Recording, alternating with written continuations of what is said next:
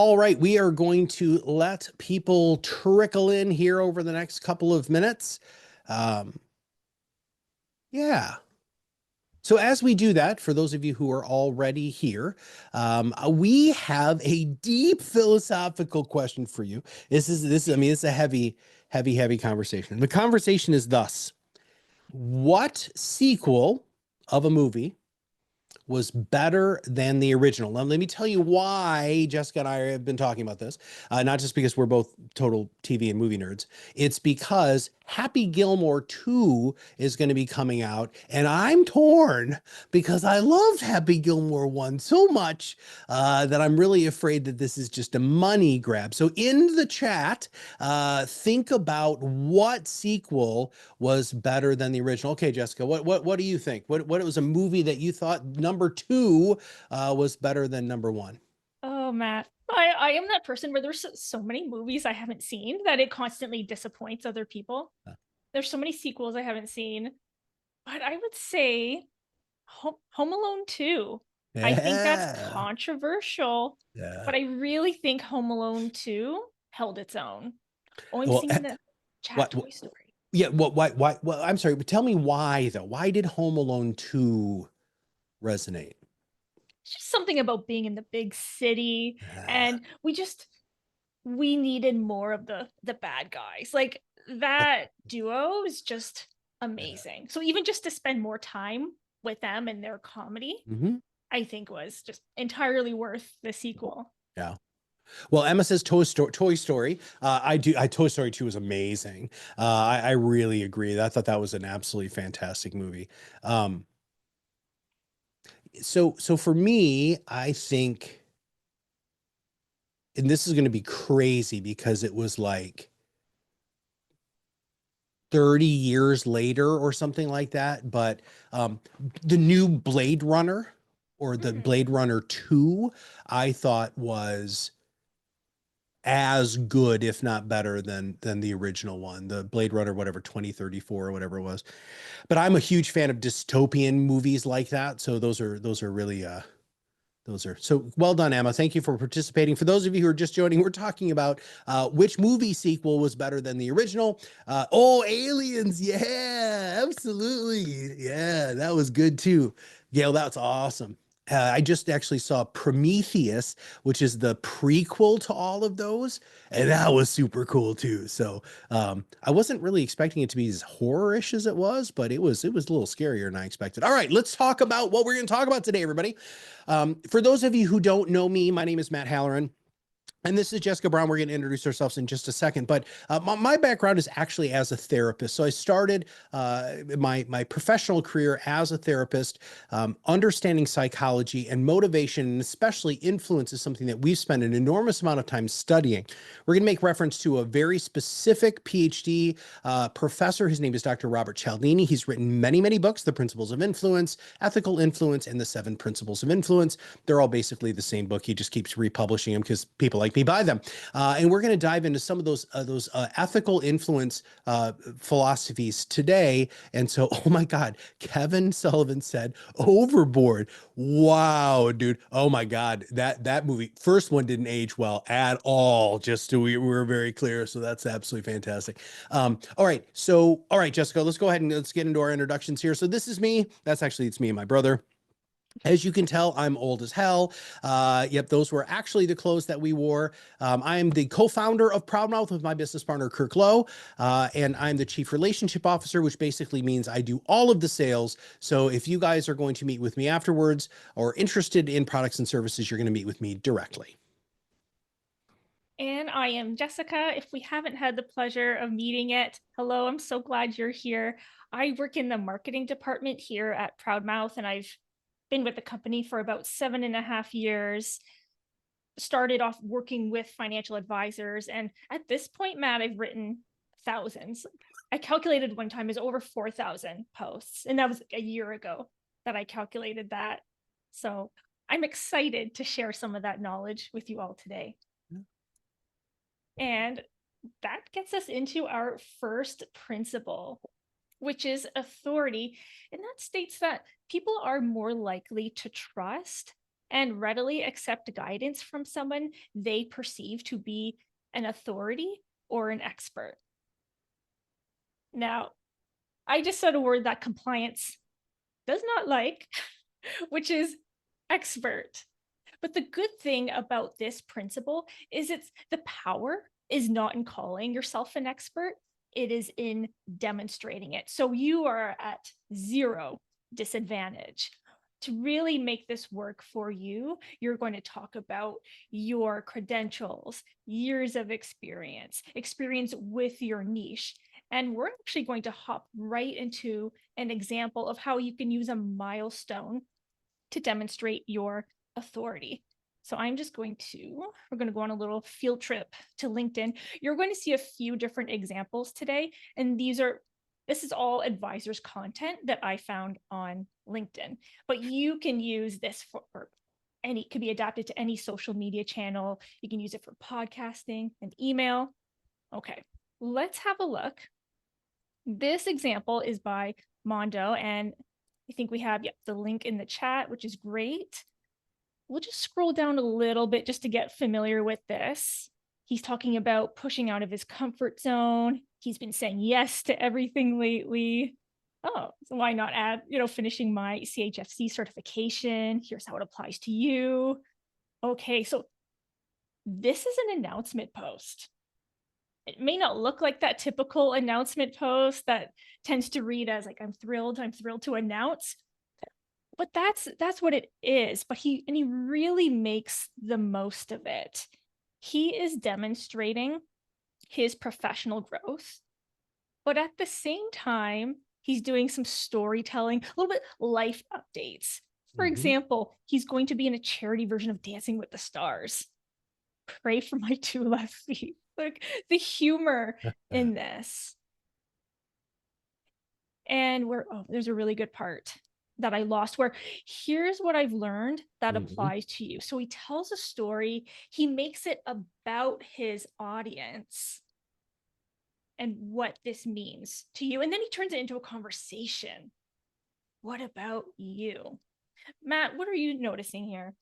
Well, I love the fact that, in your hovered perfectly there, for context, I hold 20 plus client meetings a week, every week. So he's showing that authority. This is what I do every day, all day. And I wanted to get better because I hold a lot of meetings, and I absolutely love I love that. I love his engagement, right? This is one of the things that very few of you do well. Not to be mean, it's just the reality of the world that you all live in. You're not engaging your audience well. And if you scroll down, Jess, we can see very quickly, look at this, 275 comments.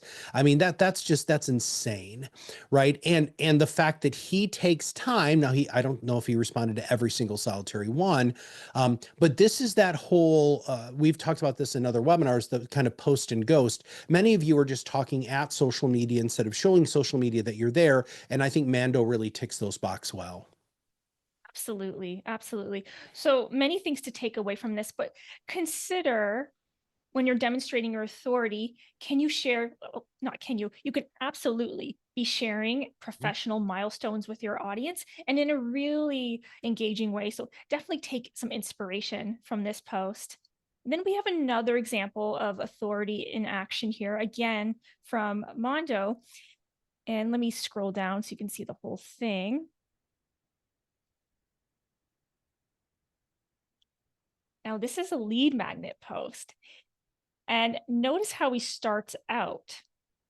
Yeah, I've helped tech salespeople save projected, and then he goes on. So he has that proof at the top, and then he's giving away the playbook.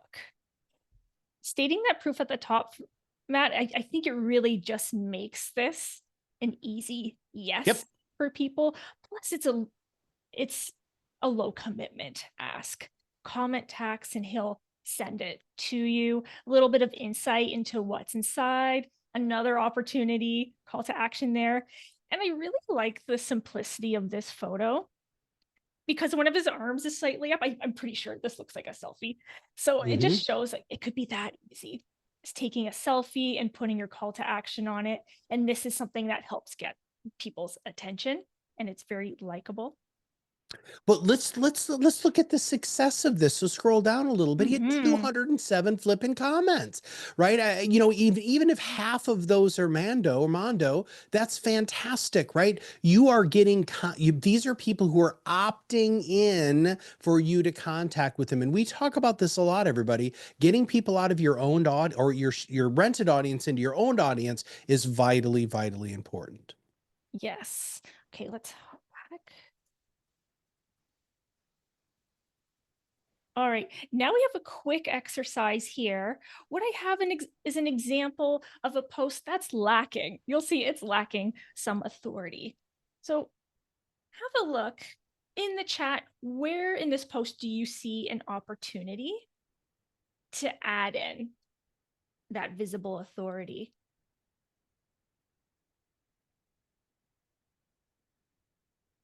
What do you think, Matt? I think this is a terrible post, but you did a good job of finding one that really wasn't wonderful.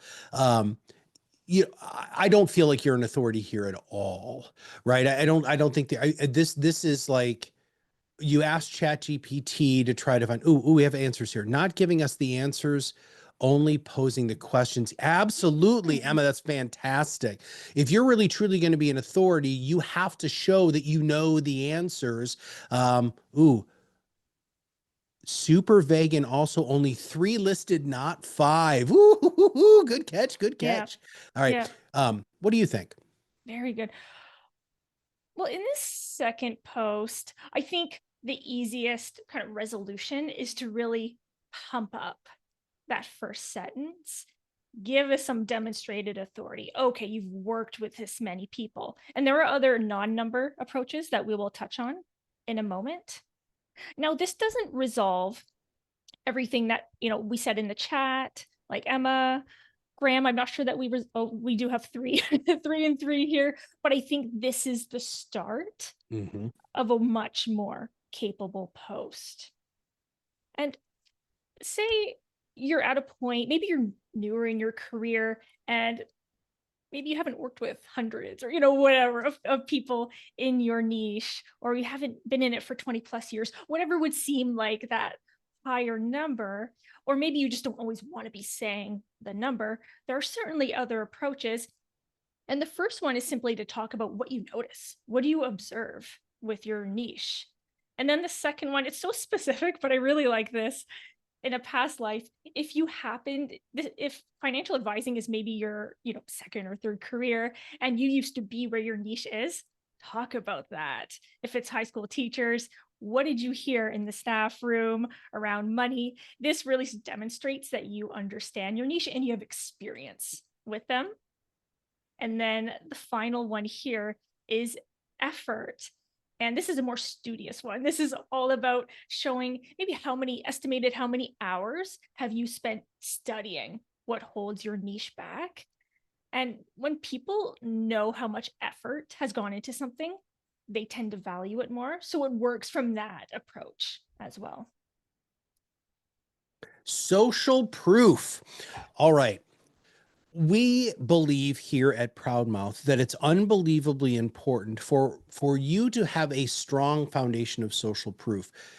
And the reason why is because we still are living in the referral world. But when somebody says, hey, I think you should call Jessica, and I'm the person who they're referring me to Jessica, I'm going to Google the hell out of Jessica. And if you don't have good social proof, if you're not on the social media platforms that I live in, you don't exist. And I'm probably not going to call Jessica.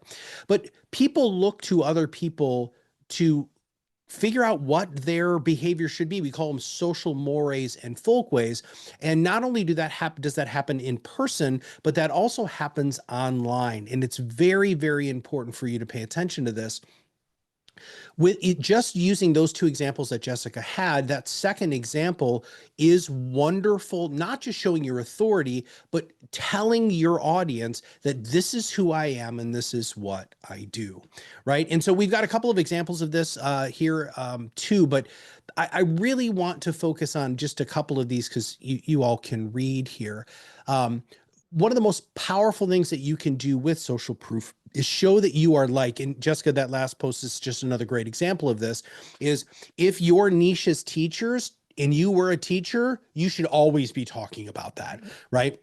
right? Um, one of the people who's in our newest Sonic Boom coaching program, she's had a podcast for a little while, and she used to be an analyst on Wall Street, and so she helps women who are leaving these high pressure jobs in transition to really what they feel they're called to do outside of this big professional identity. And so she's using language, which you have to do, in order to show the social proof. The other thing that is really good, and we have 9 podcast growth tactics here at ProudMouth, and one of them is doing a guest strategy.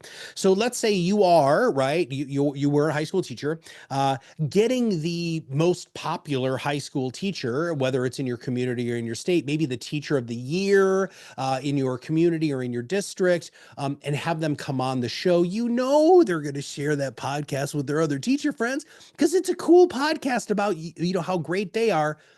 And that is basically an endorsement. Why would I be on Jessica's show unless I think Jessica's show is good? And I also think that Jessica is a good person. Just so you know, that's the inferences that people make with social proof. And it's very, very important for you to do that. And the other ones I think are rather apparent here. And good for you to think about, but also at the same time, we want to make sure that you're really focusing on whatever aspect of social proof you feel comfortable with, because if you do that, well, then you're going to be more successful. And in fact, I'm going to digress here. You weren't ready for this, Jessica. In chat, everybody, what I would like for you to do is, if you have a specific niche, how can you use these social proof activators in your specific niche? I mean, we gave you the example of the high school teacher. How can you do this sort of stuff to make it so that when somebody does Google you, they're going to say, oh my goodness gracious, Jessica works with people like me every day. And that's a really, really important piece of how to become more influential, especially without being manipulative, but being honest yourself and also being ethical. Yeah. Let's check out another example. Yeah. Okay. So this is number 4 on that social proof activator list, which is sharing endorsements from respected industry leaders or organizations, publications. We see on Thomas's profile here, he's really using his cover photo to show that right away. So you go right from his post to his profile. Wow. Look at all of this endorsement. And maybe for whatever reason, you just haven't been published yet in some of these places. These are pretty big names, but you've been on other people's podcasts, or you're in the process of, maybe you've done webinars. Matt, I would say this is a great place to promote those as well. Do you have your own podcast? Do you have your own newsletter? There are so many different ways that you can signal to your audience that you are sought after for your advice. Jessica, this is real estate that very few people take advantage of, and it's very frustrating for me. So the 2 places that I think you really need to focus on any social media platform, especially LinkedIn and Facebook specifically, is that banner and then your subject line or your title. So financial planning, helping 30 to 50-year-old business owners with those, and those with equity comp built wealth, right? I mean, that's pretty freaking clear, right? I mean, it's exactly who he works with. So Thomas is doing a very good job of utilizing his real estate. Now, I don't know if you know this, Jessica, but I've known Tom for a long time. And so Thomas and I are hanging out at an event last year. And we were just chatting about stuff. And I said, you know what, dude? And I interviewed him for this. And it said, I'm just going to ask you one question. How many leads have you gotten from your Twitter account? So Thomas doesn't really do a lot on LinkedIn. He does everything on Twitter, or X. I'm never going to call it X. It's called Twitter. Not to be an old fuddy-duddy, but it makes more sense, but whatever. And he said 100%. And I said, what are you saying? He said, Matt, all of my leads come from Twitter, every single solitary one of them. And I'm like, how do you manage that? Or how do you know that? And he said, it's because I ask. How did you find out about me? A guy sent me one of your tweets. All right. Is it a referral still? Yeah. But how easy is it when you are known well on a platform and sharing so openly and honestly? This is the social proof that you need. All right. We have another example, right? Do you have another thing? Yes, yes. I also want to say, don't forget the featured section. This is Mm, where you could be sharing maybe some of your top posts, but also your milestones. People are in the research phase mm. when they're on your profile, so give them what they need to show that you are that authority. Okay, yes, the next example, I am so excited for this. This is a podcast episode. It's Handcrafting Your Retirement, and it's hosted by one of our clients, Brett Ramsey. Now, this episode we're going to look at, episode 20, was with one of his clients who is a nurse. From what I understand in this episode, she came to know Brett through one of his retirement planning classes. And this episode is about her experience in planning for retirement. What I'm going to do is I'm going to play a few segments from this episode, and I'd love for you to all tell me in the chat, which social proof activator are you hearing? Matt, could you put that list in the chat? I can. Awesome. And then you can all even just put the number or copy and paste the activator, whatever works. Here we go. Okay, excellent. And I'm going to queue up the first part here. And her diary, or Kim, or like me this morning, like where things weren't exactly running the way I wanted them to run, and then things were a little off kilter. So with that, I'd like to introduce Kim and just have her kind of tell us a little bit about her background, a little bit of what she does, because I think that's pretty cool too.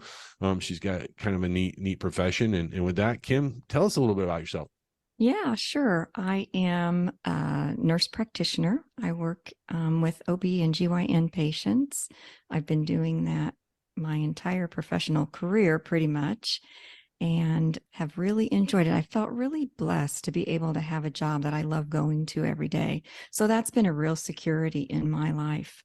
I'm still working. I've cut down to part-time, and so that's been a journey. But I've also been a mom, and I'm now a grandmother of 4 grandsons, a couple of which actually live with me. I'm still working at the parenting stage of life as well. All right. In the chat, which social proof activator do you think this hits on?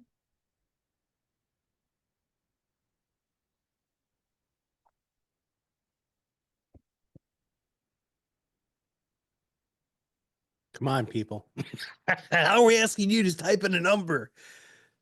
All right, I'm gonna go ahead and I'm gonna yay! Thanks, Fenimore. Awesome. Number 2, yes, feature those who you share simulators with your audience. Absolutely. I'm gonna say 5, right? Because this is yes. So Emma, the question is, is this social proof for Kim or Brett? Yes, the answer is yes to both, but Brett more than Kim, because Kim doesn't really need it. She's already got a job and she's part-time and all of those sorts of things. But I think 5. So Kevin, and I agree with you, Kevin, too. 5, because you're co-creating content with your ideal client. And Jessica's we're gonna expand that a little bit more. So all right. Yes, yes. And your audience wants to hear experiences from people who are like them, whether it's, career-wise or the stage of life they're in. So the fact that Kim has put her trust in this advisor, Brett, it's like, okay, she's a little like me. Maybe there's something worth listening to here. Yes, great job, everyone. And the next clip.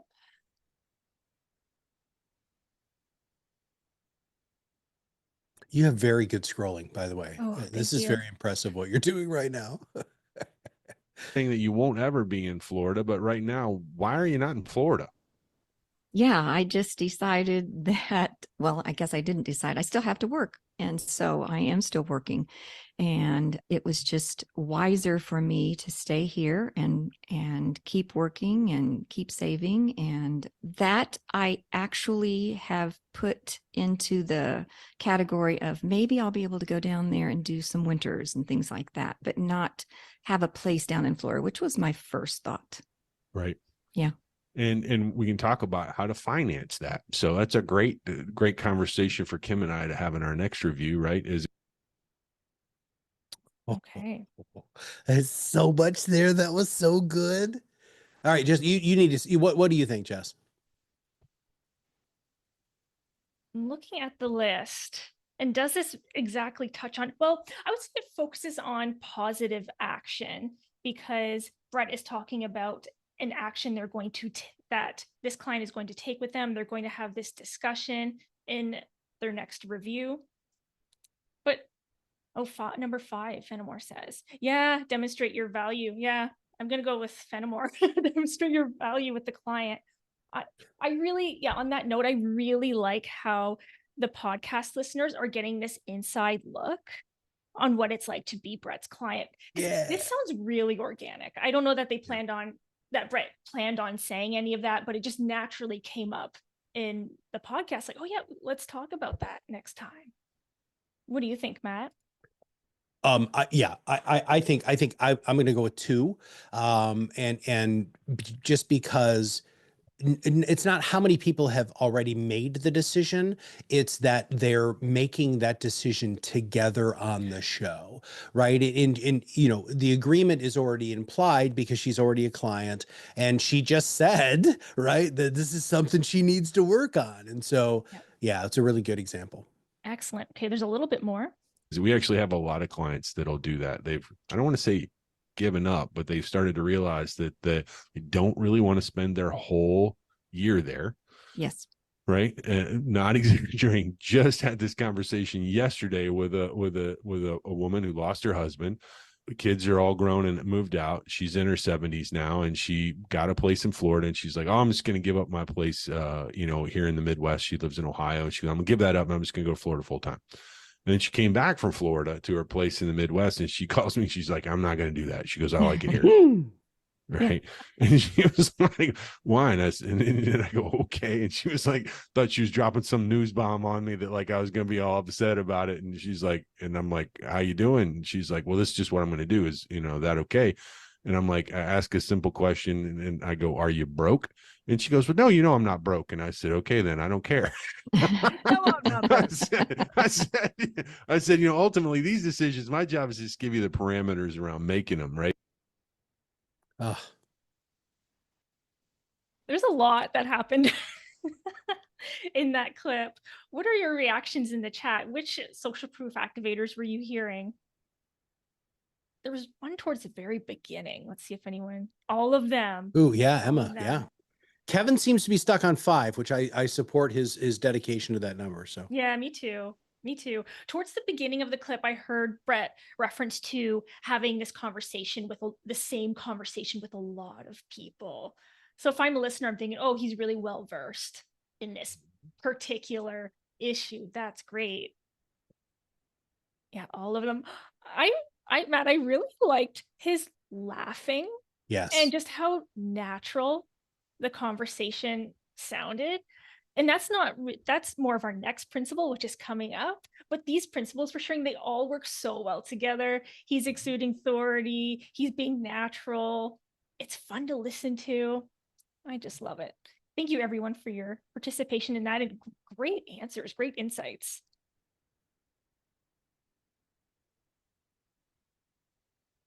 All right. Here we have a cookie. There was a study done by Zenith Optimedia that they replicated an unpublished study by a psychologist named Adam Ferrier, where they asked 626 people, which cookie do you prefer? They showed an image of 2 cookies that were almost identical. One of the cookies looked a little bit like this. It had rough edges. And then the other one had perfectly smooth edges. And which cookie do you think that, the most people preferred? Was it the smooth cookie or the rough cookie? Boy, Emma didn't even hesitate there. That was super fast. I know. And I mean, I know this is the only cookie we're seeing right now, but I don't care. It looks so good. And the participants in the study agreed big time. 66% of people preferred that rough edge cookie. And the big takeaway from the study was that this imperfection, it didn't take away from its appeal. It actually enhanced it. And with that, I introduce you to the Pratfall effect, which states that when someone someone who's viewed as highly competent commits a small, clumsy blunder, people tend to like them more. Now, small, clumsy blunder, these are not like, this is nothing serious. These are not client mistakes. This is spilling coffee on yourself. This is noticing at lunchtime that you've been wearing your shirt inside out all day, which I have totally done. It's all those embarrassing things that we try so hard to avoid in our lives, but that actually humanize us and make us less intimidating. Because the reality is that you could be the most approachable person around, but so many people are just intimidated by finances, overwhelmed by the prospect of talking to someone about their money, that the pratfall helps take the edge off of that. And it also ties into Robert Cialdini's principle of liking. Matt, can you touch on that a little bit? Yeah, absolutely. So not only do people, you want people to like you, and the more human you can be, that is going to make you feel, even better. And in fact, Jessica, when I first started in this industry in 2006, there was this bravado that was constantly in financial services, that you had to look perfect in your $90,000 suit, in your, Aston Martin, and the, unbelievably Lane watch, and, all of these things. And there was this kind of ethos that people thought that they had to project to their clients. And what we're finding is that is actually going against you now. People want you to be more real. They want you to have those rough edges, because it just makes you a lot more approachable. Can you still be wildly successful and not be wearing a $9,000 suit? Yeah. Right. Do you have to always wear the Louis Vuitton shoes? No. Right. There's all of these different things that you can do to humanize yourself a little bit more. But more importantly, they want to feel like you have things in common, right? And so this is this whole idea of values. And this is one of the reasons why in marketing, we talk a lot about putting your values of your personal values and your company values on your website, right? That's super important, because that's something that is going to really resonate with people. And then last but not least, or do you want to hang out with somebody socially? Many of you want to do client events, many of you want to do referral events, but if you aren't the kind of person that they want to hang out with because they don't look at you that way, they're not going to show up. Yeah. And maybe now the question is, what are some simple and like natural ways to show these rough edges in our content? What is the content equivalent of spilling your Yeah. coffee? I think there are a few options, and one of them, if we're talking about video or podcasting, is not editing out every mistake or things that we deem as mistakes, but it's really just humans being humans, like stuttering or kind of correcting your words. Even when Brett was laughing during that last segment, there was just something so like human and vulnerable about that. I just really like that. Jessica, I want to touch on something very quickly, and then I know we've got an example too. So Kirk and I were in the middle of recording a Top Advisor marketing podcast, and two things happened. One of the episodes, his fire alarm went off in the middle of the show, and I'm talking, that all of a sudden Kirk's gone, like he's not on camera anymore, and I'm like, so I'm rolling with it, right? Because and then the other time, same thing happened with him. I stepped away. I don't know, it's like sneezing or coughing really bad. I need to get off camera. And he looked up and I wasn't there. And we left those things in and talked about it during the show, because it's exactly this whole pratfall thing, right? We didn't call it that at the time, because I don't think we even knew what that was. But it's so good for people to really see that. I mean, Jessica, people watch, blooper reels all the time, and the ones that they love the most are people they know, right? Because they want to see the reporters and the news anchors and all of these people just not be perfect. Don't show perfection. Don't try to show perfection. People don't like it anymore. They want the real. Yes. And there is I would say, easy way that you can incorporate a pratfall into content. I think This could be at the start of a podcast, a post, an email would be really fun. And you could follow this classic story formula. We have the relatable character. Well, just now in social proof, the relatable character was someone who's like your audience. But in this case, this is all about you. This is all about your audience getting to know you. And the obstacle, that is the pratfall. So just hypothetically, let's say you are a bridesmaid in your sister's wedding, and you're kneeling down to put on your shoes right before walking down the aisle, of course, and then your dress splits down the back. Oh gosh, how do you feel? Oh no. And then the turning point is, what do you do? What do you do at that point? Do you not walk down the aisle? You don't really want to do that. You don't want to let yourself down or your sister down. So you decide, okay, I'm going to find a way. And then the solution is you maybe borrow the groomsman jacket, put it on, cover up the rip, and walk down like it was meant to be. And let's check out an example of the story in action. From Ariel Lee, I have to say I am such a fan of her posts because they have this, well, you'll see this really just natural, it's voice. It's really easy to get to know her. But in this example here, I'll just scroll down so you can see the photo too. So she forgot to turn her alarm clock off on a holiday. And how many of us have done that, even just on the weekend? Okay, so in our formula, we have the relatable character first. I'm pretty old, so I legit can't sleep in. That's very relatable. And then we have the obstacle. And see, it doesn't have to be in order either. Like, I think it can be really powerful and gripping to start with the obstacle, the way she did, forgetting to turn off her alarm. And here, just to show you how simple it can be, I don't see a turning point. Let me know if you do. I think it's more inferred, maybe she had that decision. Am I going to, stay up or go back to bed? Not sure. And then the solution, well, I think this says it all. Sitting by the tree with her dog. And then look at this. So an important, really, with everything we mentioned, another important reason to tap into this pratfall effect is it serves as a wonderful icebreaker.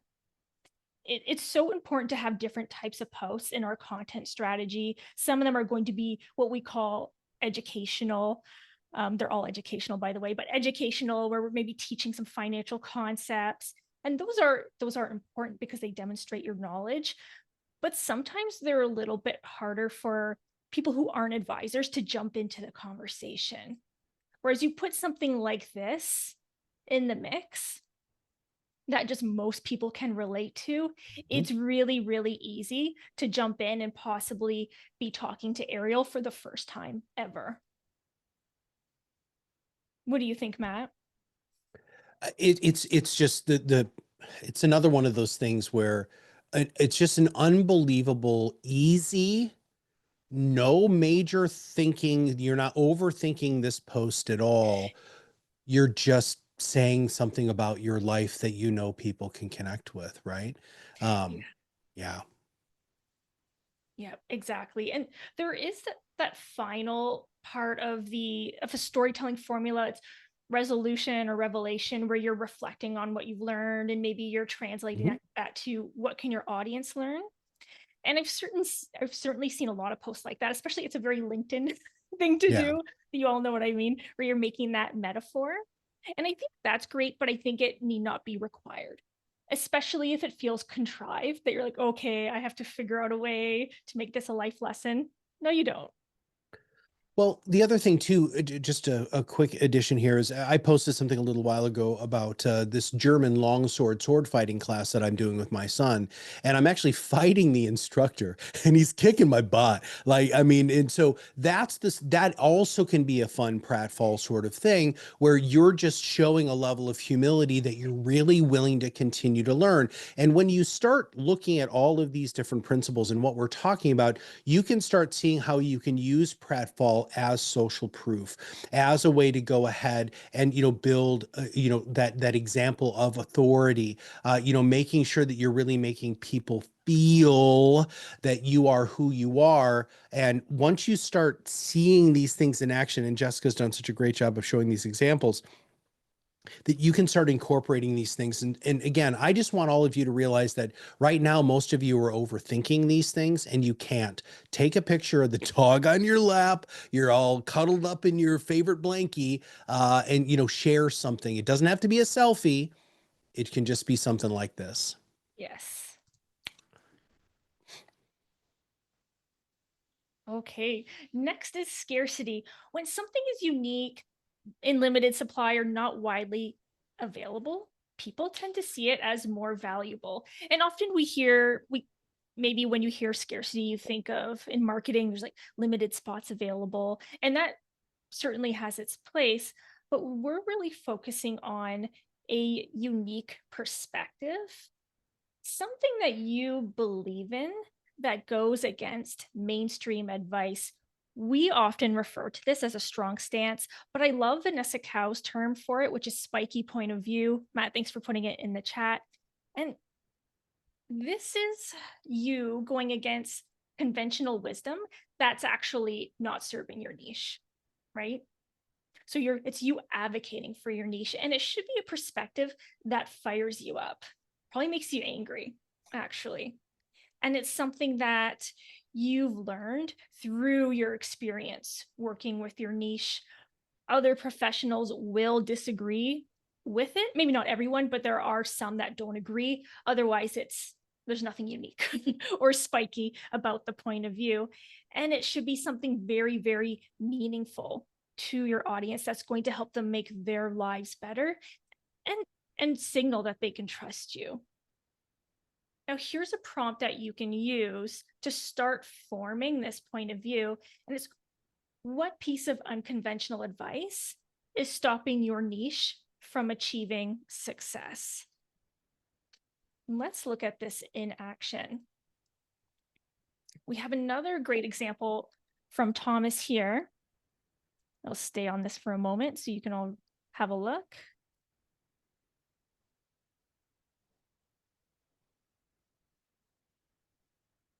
This is the sentence jumping out to me. Yep.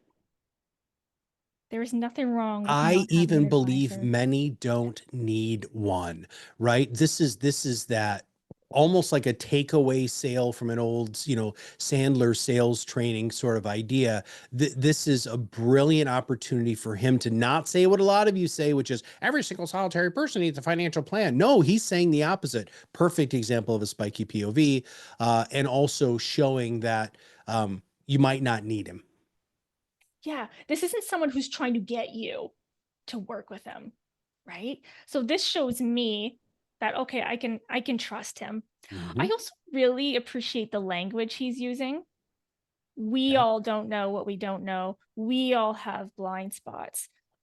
I know in marketing we're taught to say you, and there's a reason for that, but sometimes there's a way to say we, because this is still like blunt, right? This post, Mm-hmm. but it just softens it a little bit. So I really like his choice to do that. And if you're wondering how to take inspiration from this post and share your own point of view, because maybe you don't want to write exactly about this, you can frame it as, what is the advice that you want your audience to ignore? Mm-hmm. You could even start with something like, run away from Yep. the advice to blank. Don't pay attention to the advice to blank, and then state your reasons why. We're not talking about this principle within Cialdini's principles, but this is also the principle of community, which he's showing that he is like other people and that he wants to be actively involved in the community. Do you have another example? I don't think I do for this one. Okay.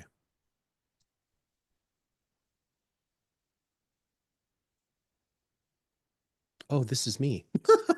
All right. So, yeah. So, I really want to talk about consistency specifically because there is a huge difference between, a person who has 3 podcasts and a person who has 300, right? And I remember one of our first clients, he said, Matt, I don't care if anybody ever listens to my podcast. All I care about is that they know I have one. And every time I put another one out, I'm that much more credible than any other financial advisor. And it's true, right? And I mean, that's not necessarily just, podcasts, but that's any form of content. When somebody is referred to you, like somebody refers me to Jessica, and I go on their LinkedIn and I start scrolling through Jessica's thing, and she hasn't posted for 6 months, Jessica does not exist, right?